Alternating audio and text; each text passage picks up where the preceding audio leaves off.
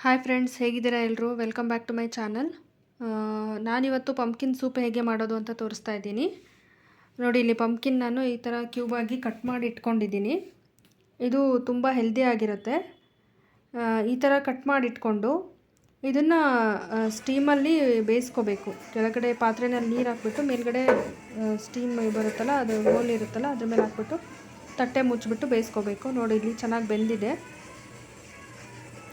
ಚೆನ್ನಾಗಿ ಬೇಯಿಸ್ಕೊಂಡಿರಬೇಕು. ನೋಡಿ, ಬೇಯ್ತಾ ಇದೆ. ಚೆಕ್ ಮಾಡ್ಬೋದು ಬೆಂದಿದೆಯಾ ಇಲ್ವಾ ಅಂತ. ನೋಡಿ, ಇದು ಚುಚ್ಚಿ ನೋಡಿದಾಗ ಇವಾಗ ಗೊತ್ತಾಗುತ್ತೆ ನಿಮಗೆ, ಇದು ಬೆಂದಿದೆನೋ ಇಲ್ವೋ ಅಂತ ಗೊತ್ತಾಗುತ್ತೆ. ನೋಡಿ, ಇದು ಹೆಲ್ತ್ಗೆ ಕೂಡ ತುಂಬ ಒಳ್ಳೆಯದು. ರಾತ್ರಿ ಊಟದ ಬದಲು ಇದನ್ನೇ ಮಾಡ್ಕೋಬೋದು. ನೋಡಿ, ಕಾಯಿ ಹಾಲು ಮಾಡ್ಕೊಂಡಿದ್ದೀನಿ. ಕಾಯಿ ಹಾಲನ್ನ ತಗೊಂಡು ಜಾರಲ್ಲಿ ಇದು ಬೇಯಿಸಿರೋಂಥ ಪಂಪ್ಕಿನ್ನ ಇದ್ರೊಳಗಡೆ ಹಾಕಬೇಕು. ನಿಮಗೆ ಖಾರ ಎಷ್ಟು ಬೇಕೋ ಅಷ್ಟು ನೋಡಿಕೊಂಡು 2 ಅಥವಾ 1 ಹಸಿಮೆಣಸಿನ್ಕಾಯಿನ ಹಾಕಿ ಸ್ವಲ್ಪ ಉಪ್ಪು ಹಾಕಿಬಿಟ್ಟು ರುಚಿಗೆ ತಕ್ಕಷ್ಟು ಉಪ್ಪನ್ನು ಹಾಕಿಬಿಟ್ಟು ಮಿಕ್ಸಿ ಮಾಡ್ಕೋಬೇಕು. ನೋಡಿ, ಇಷ್ಟು ನಾನು ಉಪ್ಪು ಹಾಕ್ಕೊಂಡಿದ್ದೀನಿ ರುಚಿಗೆ ತಕ್ಕಷ್ಟು. ನೋಡಿ, ಇವಾಗ ಮಿಕ್ಸಿ ಮಾಡ್ಕೊಂಡಾದ್ಮೇಲಿಂದ ಪಂಪ್ಕಿನ್ ಸೂಪ್ ರೆಡಿಯಾಗಿದೆ. ಥ್ಯಾಂಕ್ಸ್ ಎಲ್ಲರಿಗೂ. ನಮ್ಮ ಚಾನಲ್ನ ಲೈಕ್ ಮಾಡಿ, ಶೇರ್ ಮಾಡಿ ಮತ್ತು ಸಬ್ಸ್ಕ್ರೈಬ್ ಮಾಡಿ.